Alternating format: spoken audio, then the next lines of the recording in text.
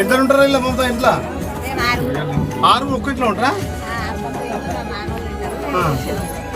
ఎన్నర పిల్లలు నీకు? కొడుకో బిడ్డ. 9 ఏళ్ళ బంగారు తెలంగాణలో ఒక తండ. గతంలో కాంగ్రెస్ పార్టీ ఇచ్చిన ఇంధనం అంటే ఇవాళ పిల్లలు పెద్దోళ్ళు అవుతారు. కనీసం దీన్నే బంగారు తెలంగాణ అని పేరు పెట్టిన తెలంగాణకు మరి ఇది గుడిసె తెలంగాణ, బంగారు తెలంగాణ. కేసీఆర్ కన్ను కనపడతలేవా? 2 దఫాలుగా స్థానికంగా ఎమ్మెల్యే కొంగిడి సునీతా మహేందర్ రెడ్డి గారికి మరి ఈ తండాలో గుడిసెలు కనపడతలేవా? ఏమున్నా మీరు సంపాదించుకోవాలి, దాచుకోవాలి, దోసుకోవాలి. ఎలక్షన్లు వస్తే ఖర్చు పెట్టాలి తప్ప. ఇలా మా చెల్లె అంటుంది ఆమె ఎవరో గొంగుడి సునీతాట, మరి ఇంతవరకు ఈ గ్రామానికి రాలేదట.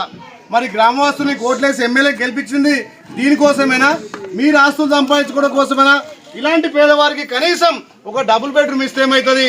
ఆ ఇచ్చే డబుల్ బెడ్రూమ్లు మండలానికో 50-20 ఇస్తే వాళ్ళ కార్యకర్తలకు వాళ్ళ నాయకులకు తప్ప మరి ఇలాంటి పేద చెల్లెలు ఇల్లు కనిపిస్తలేదా?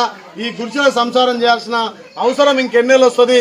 తెలంగాణ వచ్చి 9 ఏళ్ల తర్వాత కనీసం పట్టుమని 10 ఇండ్లు కూడా కట్టని కేసీఆర్ కు 2023లో నా ఎస్టీ/ఎస్సీ సోదరులు ఖచ్చితంగా నీకు బుద్ధి చెప్తారు. నిన్ను ఇంటికి సాయనం పే రోజు వచ్చినాయి.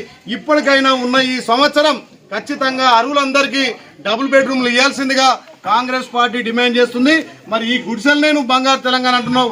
మరి తెలంగాణను ఉద్ధరించాలని ఇవాళ బీఆర్ఎస్ పెట్టి భారతదేశాన్ని ఏం ఉద్ధరిస్తావో ముందుగా ఉన్న రాష్ట్రంలో కనీసం కూడు గుడ్డ నీడు ఉండేటట్టుగా చూడాలని చెప్పి కేసీఆర్ గారిని డిమాండ్ చేస్తా ఉన్నాం. ఇక్కడ స్థానిక ఎమ్మెల్యే కళ్ళు తెరిచి సంపాదన బంద్ చేసి ప్రజాక్షేమం ఆలోచన చేయాలి. ప్రజల కోసం నువ్వు పనిచేయాల్సిందిగా మేము కాంగ్రెస్ పార్టీ డిమాండ్ చేస్తా ఉన్నాం.